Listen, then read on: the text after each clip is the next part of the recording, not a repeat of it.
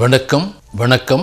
Right channel சரியான வழிப்பாதை இந்த மார்கழி திங்களில் தொடர்ந்து காட்டுகின்ற ஒளிபரப்புகின்ற இந்த நிலை இந்த மண்ணிலே பிறந்த இரண்டு ஆன்மீக செல்வர்களின் வழியை காட்டுவதாகும் என்பதை நாம் எல்லோரும் உணர்ந்திருக்கின்றோம். அந்த நிலையிலே பார்க்கின்ற பொழுது இந்த ஆன்ம செல்வர்கள் தமிழகத்திலே பிறந்தவர்களாக இருந்தாலும் இருவரும் ஒரே நேரத்தில் பிறந்தவர்கள் இல்லை, இருவரும் ஒரே இடத்தில் பிறந்தவர்கள் இல்லை.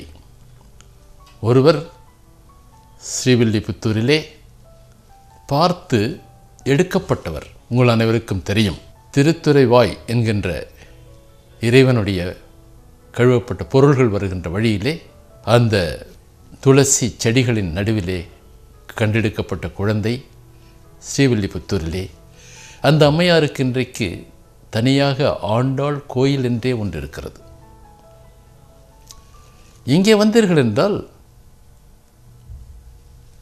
மதுரையம்பதிக்கு பக்கத்திலே பிறந்தவர் மாணிக்கவாசக பெருமான். அவர் திருவண்ணாமலையிலே பார்த்த நிகழ்ச்சிகளை வைத்து அந்த பாவையர்களை வைத்து பாடிய பாடல்கள் திருவெம்பாவையும், அதற்கடுத்து பாண்டிய நாட்டிற்கும் சோழ நாட்டிற்கும் இடையிலே உள்ள திருப்பெருந்துறையிலே பாடிய பாடல்கள் சிவபரம்பொருளை வைத்து திருப்பள்ளி எழுச்சியும் ஆண்டார் கோயில் என்கின்ற இடத்திலே. ஆனால் தெய்வங்களுக்கு இரண்டு உருவங்கள் இருக்கலாம். மதத்தின் அடிப்படையிலே பார்த்தாலும் வேறுபாடுகள் காட்டப்படலாம். அவர்கள் அணிந்துள்ள ஒவ்வொன்றையும் பார்க்கின்ற பொழுது வெவ்வேறாகவும் இருக்கலாம். இலை என்று வருகின்ற பொழுது கூட சிவப்பரம்பொருளுக்கு வில்வ இலை தலையிலை, ஆனால் அதுவே நாராயணனுக்கு துளசி இலை. இது போன்ற எத்தனையோ மாற்றங்கள் இருக்கலாம். ஆனால் எல்லா மாற்றங்களையும் கடந்து அவனால் படைக்கப்பட்ட இந்த ஜீவாத்மாக்களுக்கு,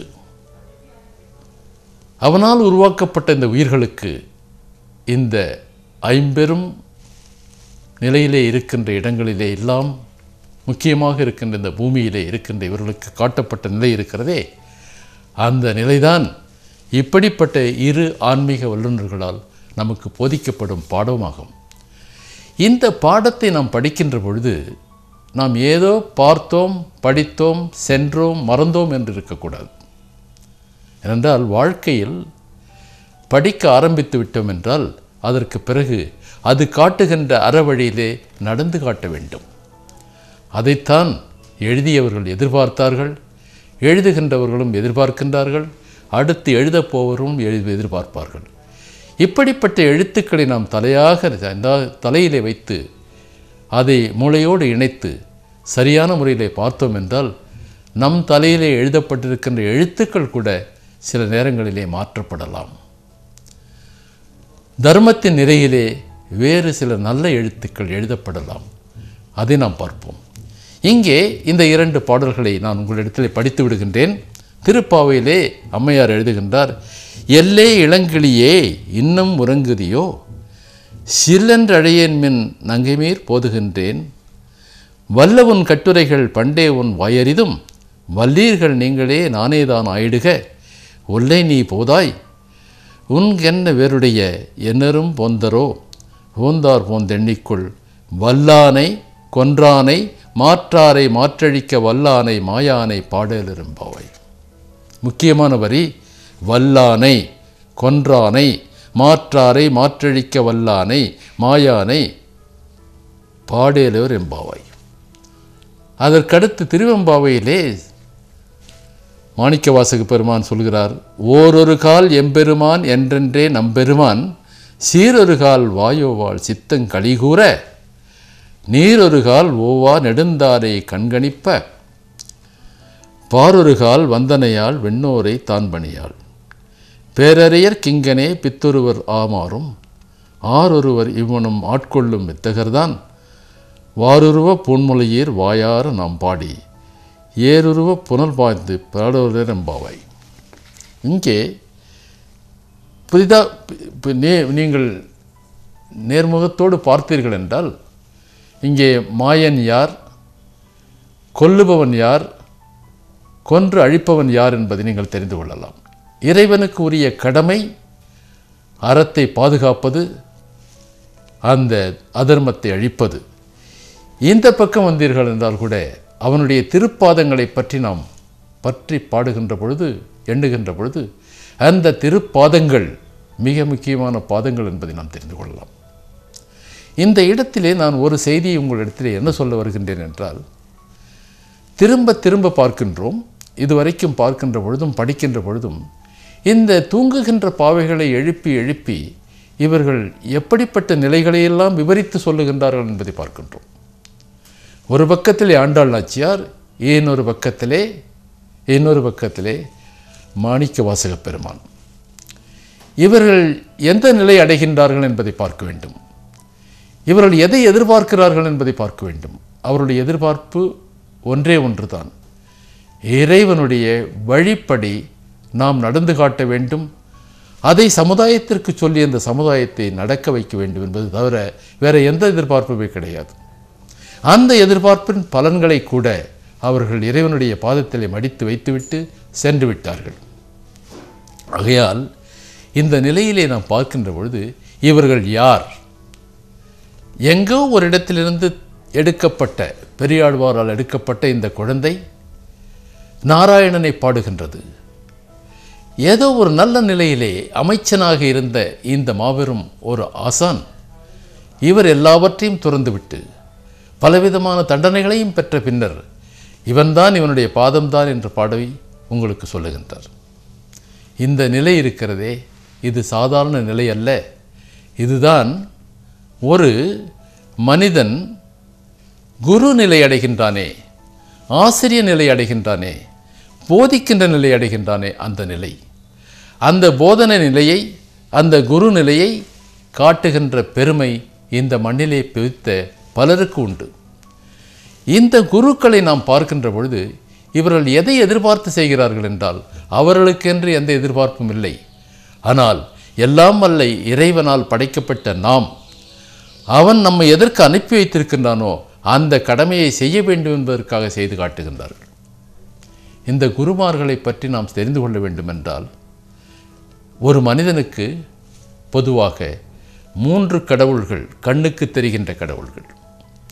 கண்ணுக்கு தெரியாமல் ஆனால் அவன் உள்ளேயே இருக்கின்றானே, அந்த கடவுள்தான் நம்மை படைத்தவன்.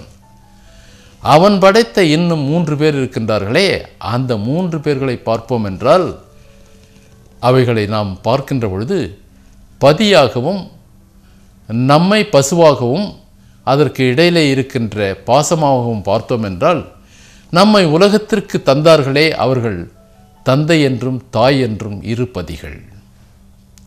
அந்த 2 பதிகளையும் படைத்த நாம் யார் என்றால், நாம் தான் பசு. இந்த பதிகள் படைத்த பசு, இதற்கு உள்ள உறவு இருக்கிறதே, அதுதான் பாசம். இந்த 2 பதிகளோடு இன்னொரு பதி இணைகின்றார். அந்த பதி சாதாரண பதி அல்ல. அவர்தான் இந்த திருப்பதியிலிருந்து எல்லா பதிகளும் காட்டுகின்ற இறைவனால் அனுப்பப்பட்ட குருமார்கள். அதனால்தான் இங்கே தமிழ் மண்ணிலே சொன்னார்கள், அன்னையும் பிதாவும் முன்னறி தெய்வம். அதற்கடுத்து அன்னையும் பிதாவும் முன்னறி தெய்வம் என்று சொன்னவர்கள் மாதா பிதா குரு தெய்வம் என்று இன்னொரு தெய்வத்தை இணைக்கிறார்கள். இந்த மாதா பிதா குரு தெய்வம் என்று சொல்லுகின்ற இடத்திலே இந்த மூவரும் எப்படிப்பட்டவர்கள் என்பதை நாம் தெரிந்து கொள்ள வேண்டும். இவற்றிலே இந்த மூவரிலே கூட இந்த 6 அறிவு படைத்த மனிதனுக்கு தொடர்ந்து வழிகாட்டுகின்றவன் யார் என்றால் அவன்தான் குரு. அந்த குரு இல்லை என்றால் இந்த ஊரு ஒழுங்காக இருக்க முடியாது. நீங்கள் நினைத்து பாருங்கள், ராமாயணத்திலே அந்த அண்ணன் தம்பிமார்கள் 4 முக்கியமாக ராமனுக்கு யார் குரு? வசிஷ்டர். அதற்கடுத்து அவனுடைய புகழை பரப்பிய இன்னொரு குரு யார் என்றால் விஸ்வாமித்திரர். இந்த விஸ்வாமித்திரருக்கும் வசிஷ்டருக்கும் 1, 2, 3 தகராறுகள், போராட்டங்கள் கிடையாது. அது பிறகு பார்ப்போம். ஆனால் இந்த இருவரும் ராமன் என்கின்ற அந்த மாபெரும் அவதாரத்தை உலகத்திற்கு புகழ வைத்து காட்டுகின்ற மிக பெரிய குருமார்கள். இங்கே அதற்கடுத்து வந்தீர்கள் என்றால் துவாபர யுகத்திலே மகாபாரதத்திலே பார்க்கின்ற பொழுது துரோணர் என்கின்ற குரு இருக்கின்றாரே, அந்த குருவுக்கு யார் முக்கியமான சிஷ்யன் என்றால் அவன்தான் அர்ஜுனன். அர்ஜுனனுடைய புகழுக்கு காரணம் யார் என்றால் அவர்தான் துரோணர். இதை நான் எதற்காக சுட்டி காட்டுகிறேன் என்றால், இந்த குருமார்கள் அவர்களுடைய மாணவர்களை, அவர்களுடைய சிஷ்யர்களை எந்த அளவிற்கு உலகத்திற்கு காட்டினார்களோ அந்த நிலையிலே பார்க்கின்ற பொழுது இங்கே அதைவிட தியாக நிலையிலே நின்று இந்த மண்ணிலே இருக்கின்ற உயிர்கள் நல்ல நிலையிலே இருக்க வேண்டும் என்பதற்காக இங்கே 2 குருமார்கள் நமக்கு பாடம் கற்பிக்கின்றார்கள். அந்த குருமார்கள் தூங்குகின்ற நம்மை எழுப்புகின்றார்கள். தூங்கி எழுந்து சிறிது காலம் படுத்துவிட்டு மறுபடியும் தூங்குகின்றார்கள், அவரை தட்டி எழுப்புகின்றார்கள். அப்படி தட்டி எழுப்புகின்ற பொழுது பலவற்றை சொல்லி இந்த மனித உள்ளத்திலே எல்லா விதமான ஆன்மீக நெறிகளையும் பரவி அனுப்பி அவர்களுக்கு பாடத்தை கற்றுக் கொடுக்கின்றார்கள். அப்படிப்பட்ட குருமார்கள் தான் இவர்கள். ஏனென்றால் இந்த குருமார்கள் இல்லை என்றால் உலகத்திலே சிஷ்யர்கள் இல்லாமல் போய்விடுவார்கள், கல்வி இல்லாமல் போய்விடும். அந்த விதத்திலே பார்க்கின்ற பொழுது எந்த புகழ்பெற்ற சமுதாயத்தில் நீங்கள் எடுத்துக்கொண்டாலும், எந்த நாடாக இருக்கட்டும், எந்த மொழியாக இருக்கட்டும், எந்த நிலையாக இருக்கட்டும், அங்கே குருமார்கள் என்பவர்கள் மிக மிக முக்கியமானவர்கள். இந்த இடத்திலே இந்த மார்கழி மாத நினைவுகளை வைத்து பார்க்கின்றீர்கள், சிந்தனைகளை வைத்து நீங்கள் சரியாக பார்த்தீர்கள் என்றால் இந்த 2 குருமார்களும், ஒருவர் நாராயணனை தலைமையாக வைத்து நமக்கு கற்றுக் கொடுக்கின்ற பாடம்தான் திருப்பாவை. இன்னொருவர் சிவபரம்பொருளை தலைவனாக வைத்து நமக்கு கற்றுக் கொடுக்கின்ற பாடங்கள் தான் திருவெம்பாவையும் திருப்பள்ளி எழுச்சியும். ஆனால் இந்த பாடங்கள் என்ன கற்பிக்கின்றன என்பதை பார்த்தோம் என்றால், ஆன்மீக வழியிலே அவர்கள் காட்டுகின்ற இந்த நிலை இருக்கிறதே, ஆன்மீகத்தின் அடிப்படையிலே இறைவனை வைத்து நமக்கு காட்டப்படுகின்ற நிலை இருக்கிறதே, அது தர்மத்தின் வழியை காட்டுகிறது. அந்த தர்மத்தின் வழியிலே நாம் நடந்து சென்றோம் என்றால் நமக்கு ஏற்படுகின்ற நன்மைகள் ஒன்றல்ல இரண்டல்ல, அது உயர்ந்த நிலை. அந்த நிலையை அடைய வேண்டும் என்பதற்காக நமக்காக இவர்கள் காட்டுகின்ற இந்த பாடங்கள் எல்லாம் சாதாரண பாடங்கள் அல்ல. ஒரு சிறிய உதாரணத்தை நாம் தெரிந்து கொள்ள வேண்டும். ஒரு நல்ல மாணவன் ஒரு குருவிடத்தில் எப்படி இருக்க வேண்டும், ஒரு குரு எப்படிப்பட்டவனை எதிர்பார்க்கிறார் என்று பார்த்தீர்கள் என்றால், நீங்கள் மகாபாரதத்திலே துரோணர் தன்னுடைய மாணவர்களை, பாண்டவர்கள், அதனோடு பாண்டவர்களோடு இணைந்திருக்கின்ற அந்த 100 பேர் இருக்கின்றார்களே கௌரவர்கள், எல்லோரையும் வைத்துத்தான் பாடங்களை சற்றுக் கொடுக்கிறார். அதிலே ஒரு மாணவன் எப்படிப்பட்டவனாக இருக்க வேண்டும் என்பதற்கு காட்டுகின்ற பொழுது அவர்களை அழைத்து வந்து ஒரு மேலே இருக்கின்ற மரத்தை காட்டி, அந்த மரத்திலே இருக்கின்ற ஒரு காய், ஒரு பழம் என்று எது வேண்டாலும் வைத்துக் கொண்டுங்கள், மாமரமோ ஏதோ ஒரு மரத்திலே இருக்கின்ற மாங்காய், அதை காட்டி அங்கே இருக்கின்ற அந்த காயை நீங்கள் இங்கே கொண்டு வர வேண்டும் என்று சொல்லுகின்றார். இப்படி சொல்லுகின்ற பொழுது முதலிலே ஒருவனை அழைத்து பார்க்க சொல்லுகின்றார். இங்கே பார்க்கின்றாயே, உனக்கு என்ன தெரிகிறது என்கிறார். அவன் பார்த்தவன் என்ன சொல்லுகின்றான், ஐயா எனக்கு இந்த மாமரம் தெரிகின்றது, கிளைகள் தெரிகின்றன, அதற்கு அப்பால் மேலே மேகமும் அதன் மேலே வானமும் தெரிகிறது என்கிறார். இன்னொருவனை கொண்டு வந்து பார்க்கின்ற பொழுது இன்னொருவன் சொல்லுகின்றான், அந்த ஓரத்திலே அந்த கிளை வளைந்திருக்கிறது என்கிறான். இன்னொருவன் இந்த கிளை ஒடிந்திருக்கிறது என்றான். ஆனால் அடுத்து ஒரு மாணவனை கொண்டு வந்து, இதோ பார், நான் சொல்லியிருப்பது ஒரு பொருளை எடுக்க வேண்டும் என்பதற்காக, உனக்கு என்ன தெரிகிறது பார் என்று கேட்டால், அவன் இவர் 1 முறைக்கு 2 முறைக்கு 3 முறை கேட்கின்ற ஒவ்வொரு முறையும் எனக்கு நீங்கள் சொன்ன அந்த காய் மட்டுமே தெரிகிறது, அது மட்டுமே தெரிகிறது, வேறு எதுவும் தெரியவில்லை என்கிறான். அவன்தான் அர்ஜுனன். இதை கேட்டவர் துரோணர்.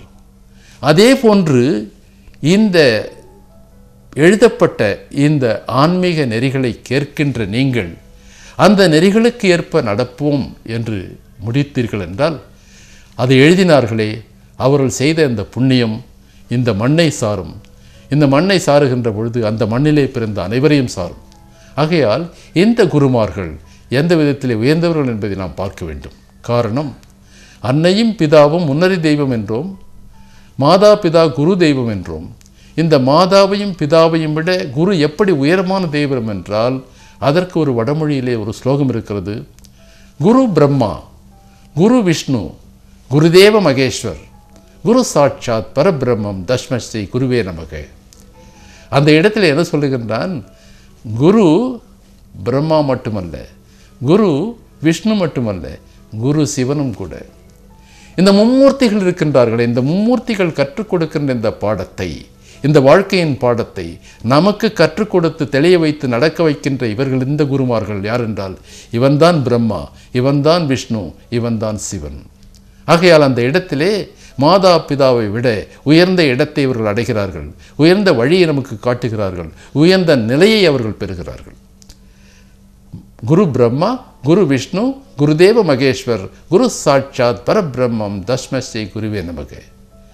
அந்த நிலையிலே இங்கே ஆண்டாள் நாச்சியாரும் மாணிக்கவாசக பெருமானும் இந்த மண்ணிலே இருக்கின்ற எத்தனையோ உயிர்களுக்கு எத்தனையோ நூற்றாண்டுகளுக்கு முன்பு பிறந்து வளர்ந்த இவர்கள் காட்டிவிட்டு சென்றிருக்கின்றார்கள். இந்த குருமார்களுடைய புகழ் என்றென்றைக்கும் வாழ வேண்டும். இந்த குருமாருடைய கொள்கை என்றென்றைக்கும் தொடர வேண்டும். இவர்கள் காட்டிய வழியிலே நீங்கள் அனைவரும் வாழ்ந்து காட்டி இந்த மார்கழி மாதத்தினுடைய சிறப்பையும் ஒழுங்கையும் நிலைத்து காட்டி இந்த மண்ணிற்கு புகழ் சேர்க்க வேண்டும் என்பதுதான் இந்த மார்கழி மாத சிந்தனைகளின் கருத்தாகும். ஆண்டோர் பெருமக்களே, மீண்டும் உங்களை வணங்கி வாழ்த்தி முடிக்கின்றேன். மீண்டும் தொடருவோம். நன்றி, வணக்கம்.